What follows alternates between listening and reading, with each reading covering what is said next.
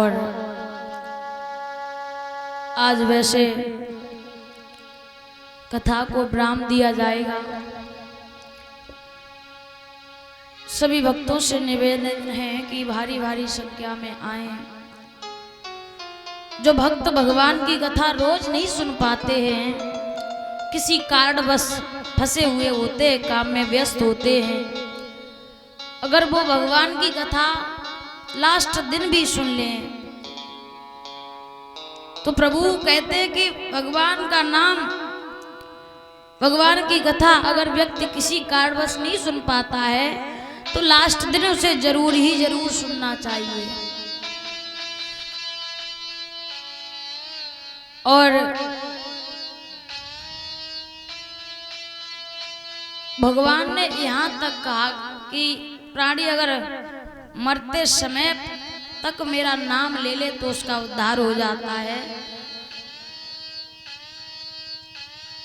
तो हमारा कहने का मतलब ये है कि भगवान की कथा जहाँ पर हो थोड़ा थोड़ा समय अवश्य ही भगवान के चरणों में दें, बिताएं। जो भगवान के लिए एक कदम चलता है, भगवान 10 कदम चलते हैं उनके लिए। इसलिए भाइयों से निवेदन है, हमारी माता बहनों की संख्या हो जाती है लेकिन भैयाओं की संख्या थोड़ी कम रह जाती है।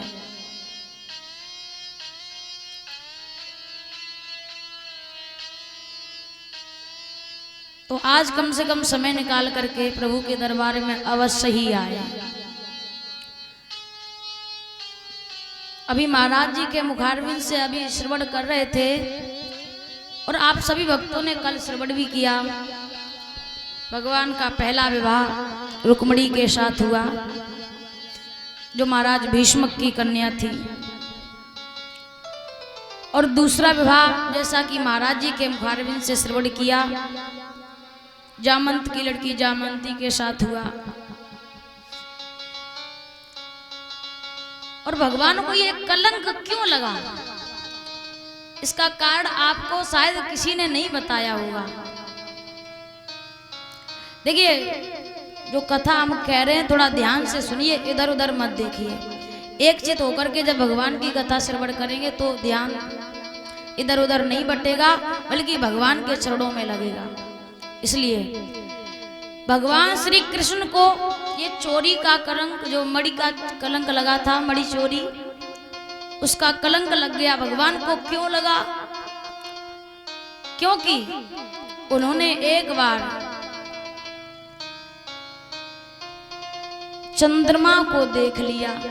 अब आप सभी कहेंगे चंद्रमा को तो सब देखते हैं, लेकिन ऐसा समय कौन सा था तब प्रभु ने चंद्रमा को देख लिया तो उन्हें कलंक लग गया? और कौन से समय देखा नहीं जाता है चंद्रमा को? तो हम आपको बता देते हैं, जब गणेश चतुर्थी होती है ना, उस दिन चंद्रमा को नहीं देखा जाता है।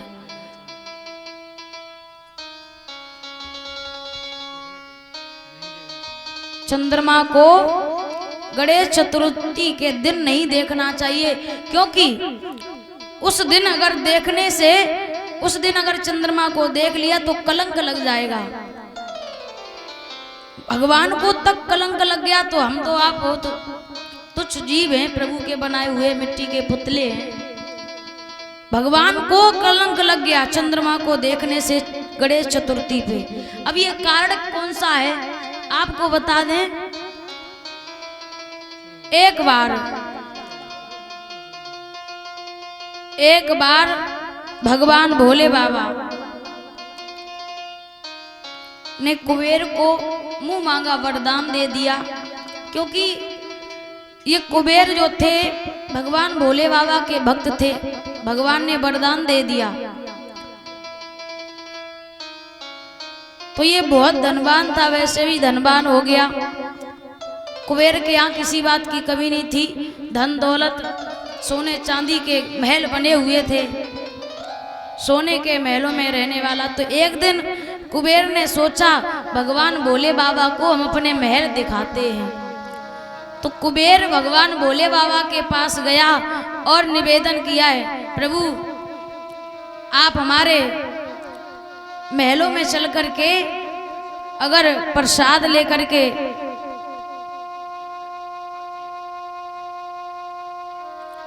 प्रसाद अगर ग्रहण करेंगे तो मुझे बहुत प्रसन्नता होगी। धर्म क्षेत्र में जो दान आया है,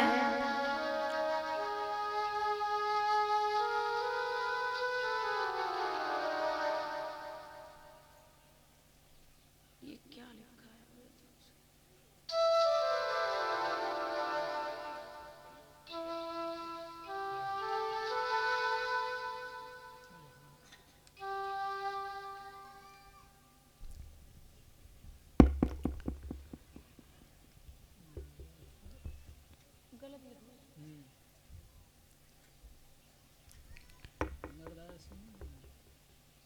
थोड़ा सही लिखा करें, जिसने भी लिखा हो।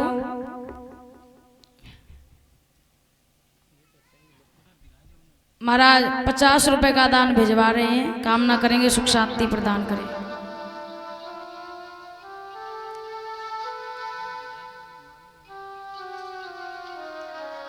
भगवान भोले बाबा से जब विनय की तो भोले बाबा ने सोच लिया मन में कि इसे अपनी दौलत पे घमंड है, तो उन्होंने मना कर दिया, जवाब दिया मैं तो नहीं जा सकता हूं, अगर आपकी माता पार्वती है उनसे पूछ लीजिए, अगर वो जाएं तो चली जाएं। तो पार्वती से निवेदन किया है माता आप हमारे घर चल करके, हमारे महलों में चल करके अगर प्रसाद ग्रहण करेंगी तो हमें बहुत खुशी मिलेगी, प्रसन्नता होगी। पार्वती कहने लगी देखिए कुबेर महाराज, मैं तो नहीं जा सकती हूँ, क्योंकि जब हमारे पति नहीं जा रहे हैं तो भला मैं क्यों जाऊं, मेरा तो कोई सवाल ही नहीं उठता है, पति के बगैर हम कैसे जा सकती हूँ। तो भोले बाबा कहने लगे देखिए कुबेर, अगर तुम्हें ले जाना है तो हमारे पुत्र गणेश को ले जाइए। तो गणेश जी को लेकर के कुबेर महाराज अपने महलों में बुला करके जब ले गए, गणेश महाराज की सवारी थी चूहे की, तो चूहे पे सवार होके कुबेर के महलों में पहुंचे। कुबेर के महलों में पहुंचे, बड़ा ही सम्मान किया, आदर से बिठा लिया है और बहुत सारी मिठाइयाँ खवाई हैं। मिठाइयों के बहुत शौकीन थे गणेश महाराज जी, लड्डू का भोग लगवाया। इसके बाद में जब वहां से जाने के लिए तैयार हुए तो उन्होंने कुछ लड्डू कुछ मिठाइयाँ अपनी गोद में ले ली इस प्रकार से और लेकर के चलने लगे। तो रास्ता जो था कैलाश पर्वत से जब आ रहे थे, रास्ता तो जो था वो थोड़ा ऊंचा नीचा था और वहां पर देखा चूहे ने एक सर्प को जब चूहे ने देखा तो चूहा जो था वो डर गया और वो डर करके उछलने लगा और कूदने लगा। तो गणेश जी महाराज गिर गए और गणेश जी जब गिर गए तो वो सोचने लगे किसी ने मुझे देखा तो नहीं। इधर उधर उन्होंने देखा, कोई नहीं था और इस चंद्रमा ने देख लिया। चंद्रमा जो है था वो हंसने लगा। अब महाराज गणेश जी देख रहे हैं, इधर उधर देख रहे हैं तो कोई दिखाई नहीं दे रहा है, ये हंस कौन रहा है। तो उनकी दृष्टि ऊपर पहुंची और जैसे ही देखा कि चंद्रमा हंस रहा है तो गणेश महाराज ने श्राप दे दिया कि जो भी तुझे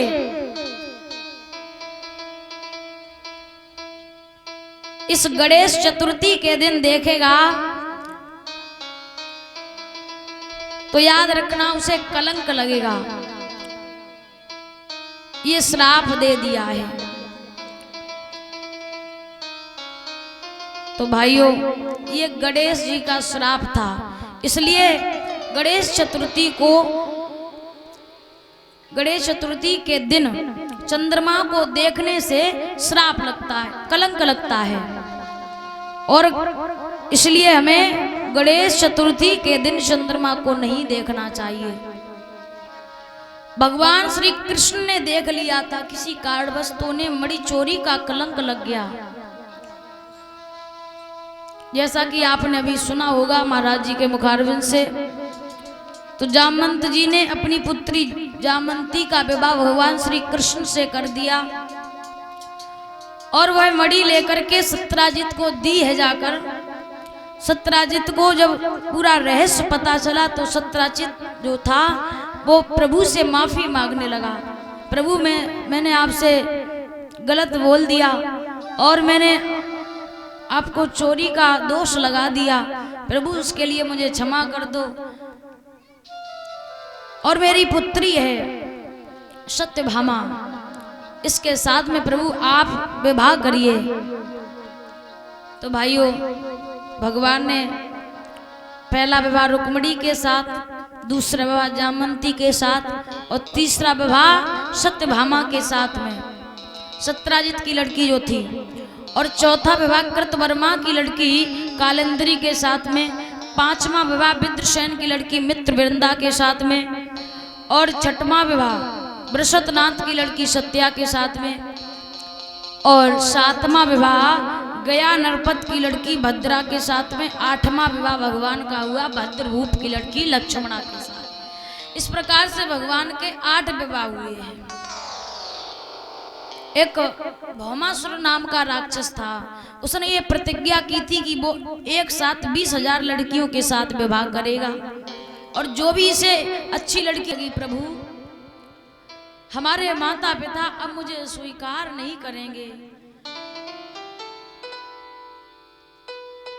और ये वास्तविक में बात बिल्कुल सत्य ही है। लड़की अगर बगैर बताए घर से बाहर कहीं चली जाए तो उसके माता पिता उसे स्वीकार नहीं करते हैं, गलत दृष्टि से देखते हैं। और अगर उनका बेटा बगैर बताए घर से बाहर चला जाए और 6 महीना के बाद 1 साल के बाद लौट के आए तो 2-4 गांव के लोग देखने के लिए आएंगे, हाँ भाई उनका जो पुत्र था वो बगैर बताए चला गया था, आज वो लौट के आया है, चलो देखने चलते हैं। समाज में बेटियों को गलत दृष्टि से देखा जाता है।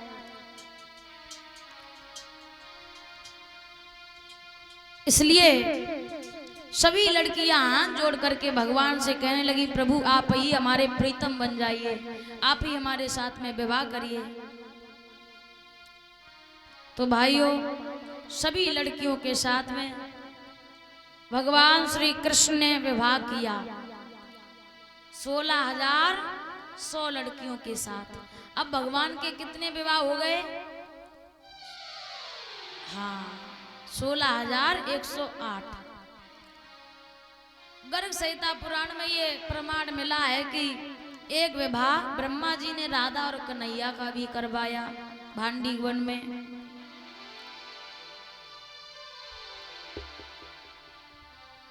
और भगवान ने कुब्जा से भी वादा किया था कि हम आपसे विवाह करेंगे, तो वादा किया था, विवाह नहीं किया था। सभी कह देते कि 16,109। ये साढ़े कहाँ से लग गया जी?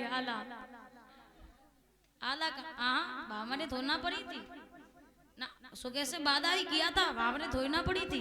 आधी भावरे पड़ जाती तो आधा मान लेते भाई।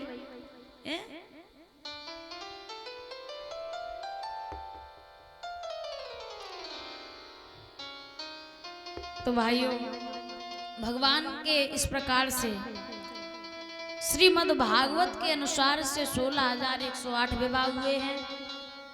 और गर्ग संहिता पुराण में ये प्रमाण मिला है कि एक विवाह राधा जी के साथ भी हुआ।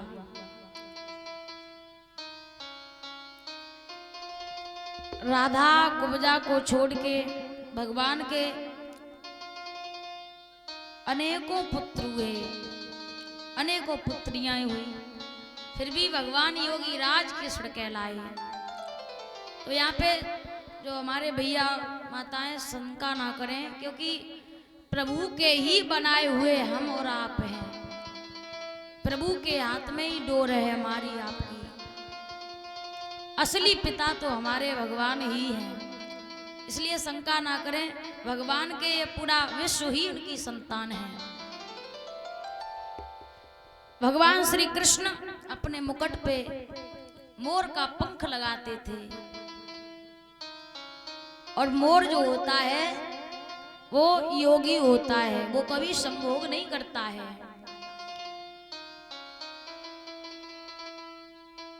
उनके बच्चे इस प्रकार से होते, जब भरी बरसात में मोर नाचता है तब मोर वह रोता है। मोरनी उस आंसू को अपनी चोंच में लेती है, इस प्रकार से वह गर्भ धारण करती है, संतान की उत्पत्ति इस प्रकार से होती है। तो मोर जो होता है वो योगी होता है। भगवान श्री कृष्ण ने इसीलिए मोर का पंख लगाया है। और राष्ट्रीय पक्षी भी मोर ही है। भगवान श्री कृष्ण इसीलिए मोर का पंख अपने मुकुट पे लगाया करते थे।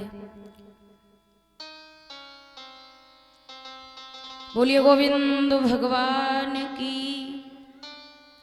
एक छोटा सा भजन बोलेंगे, इसके बाद में भगवान श्री कृष्ण के बचपन की कहानी,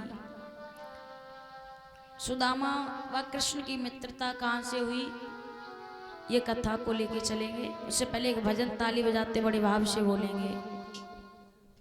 पहले ही से